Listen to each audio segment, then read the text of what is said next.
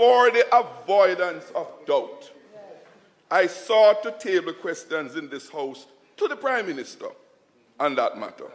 Unfortunately, Madam Speaker denied me from tabling those questions to the Prime Minister. Denied me of tabling those questions to the Prime Minister. Mr. Speaker, there have been much talk by the government about designating Portmore a parish. On the surface of it, it seems a very simple thing, which no one should be detained by. Regrettably, it is not. Rather, Mr. Speaker, it's a sinister attempt to reintroducing that age-old and universally abandoned practice of gerrymandering the parish boundaries of St. Catherine. This sinister and anti-democratic relic of gerrymandering would reverse the arrangements of a municipal structure lobbied and fought for by the residents and stakeholders of Portmore. A structure that emanated from years of widespread consultations across the length and breadth of Portmore. The people did not create the Portmore municipality. The PNP did not create the Portmore municipality.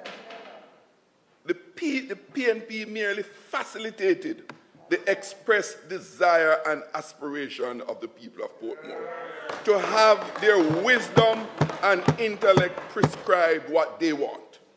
Yes, it is a fact that the PNP has been more successful at the polls generally, more than the JLP has been. The PNP administration facilitated that realization because we respect the will and the intelligence of the people we serve.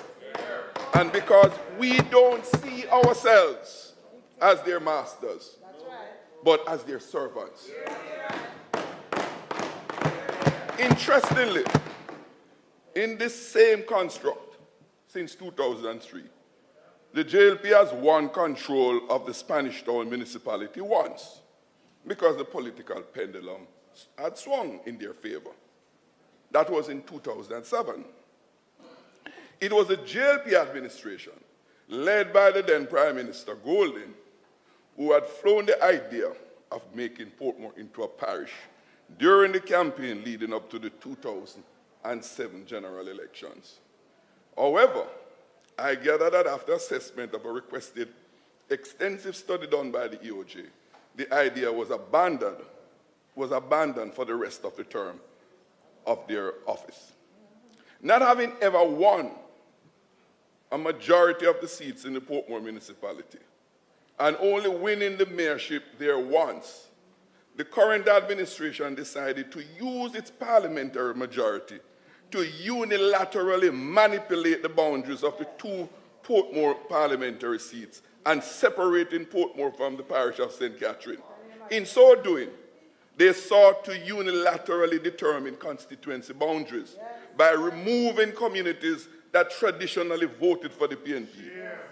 They seek to go further and separate Portmore from the rest of St. Catherine. By removing the Portmore councillors from St. Catherine municipality, they figure their chances of taking control of that municipality would be improved. This plot was clear to us from the very beginning, and we said so. And this was continuously denied by the government.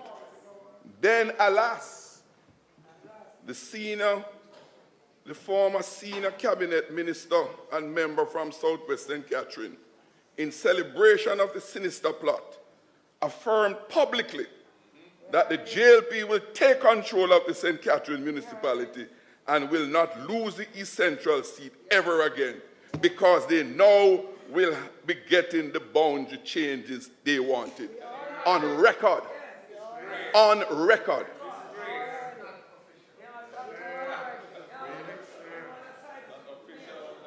Mr. Speaker, the public statement since then was never refuted by the Prime Minister. Never refuted by the Prime Minister.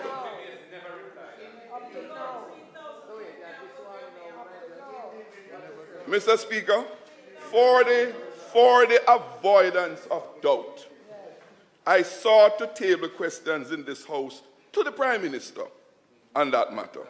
Unfortunately, Madam Speaker denied me from tabling those questions to the Prime Minister. Denied me of tabling those questions to the Prime Minister. Subsequent to the former cabinet minister's revelation and presumed embarrassment to the government, the Prime Minister announced on January 17th this year at the groundbreaking ceremony for the Portmore Resilience Park that the government would not proceed with the sinister plan before the upcoming local government elections. And widespread consultation would precede any further steps. We applauded that decision and was happy that good sense prevailed, at least for a while. Mr. Speaker, to the residents' surprise and without any notice, shortly after the recent local government elections, the Prime Minister, in a seeming vexed mood, announced in this House that the government will make Portmore into a parish. The same announcement that said consultations will take place. Mr. Speaker, it appears that the Prime Minister was fraught with deep disappointment from the massive defeat in the recent elections in Portmore. After investing so much effort in visits to various sections of Portmore leading up to the elections. For my over 30 years involvement in elections in Portmore, I have never seen so many visits leading up to any election, and more so a local government election. At least 9 such visits within an approximate 2-month period. The margin of victory of all PNP seats won were the largest ever over the last 20 years, including that of the mayor, which is right across all 12 divisions of all 3 parliamentary seats in Portmore, even without the areas being kept out of the current recommended boundaries by the EOJ from 2011.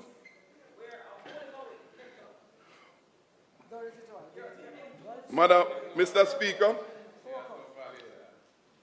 Speaker, the construct we have in Portmore is in fact different from what prevailed elsewhere, and it reflects what the people wanted. Among those things is Portmore remaining part of St. Catherine and directly electing their own mayor, and not one selected from among the party having a majority. Mr. Speaker, all it is, one parish with 2 separate local municipality authorities. This is opposite to the one municipality of the Kingston and St. Andrew Municipal Corporation with 2 separate parishes. Both cases are very different, but fulfilling the particular circumstances that prevail. But, Mr. Speaker, the People's National Party position is clear. The present construct of the Portmore municipality represents the express will of the people and must be respected. If they, the people, through adequate and transparent process of consultation, clearly indicate they wish to have some changes to what they created, so shall it be. Anything less than that will be resisted by the People's National Party in the streets or in the courts if necessary. That's right.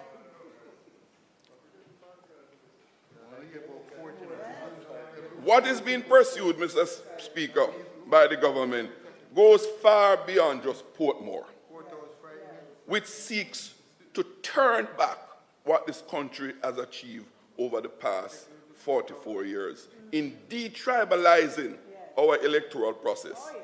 It is a regrettable and dangerous retrograde path that all well-thinking and decent persons must resist. Mr. Speaker, we know what happened in the 80s. We know what happened with the tribalized politics. And we on both sides have worked together to create the EOJ, to non-tribalize the creation of political boundaries. 44 years going, we have achieved that. Why this government would want to turn that back? I ask. Yes, it is my beef. Mr. Speaker, it is all about preserving our hard-earned democratic process in this country and respect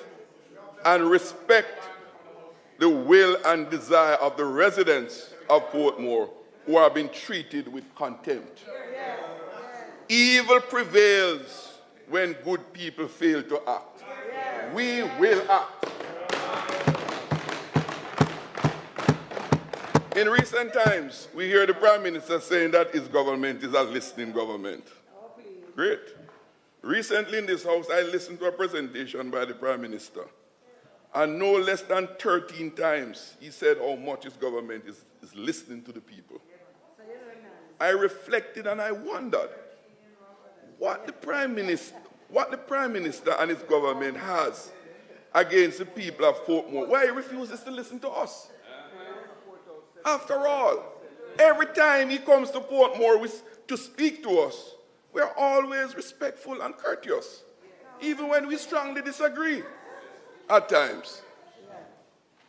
Mr. Speaker, some years ago, Mr. Speaker, the matter of Portmore, you see, he has lost his fiber since February 26. All fibers. And he has seen the writing on the wall. And those are not my words. The numbers speak for itself. The numbers speak for itself.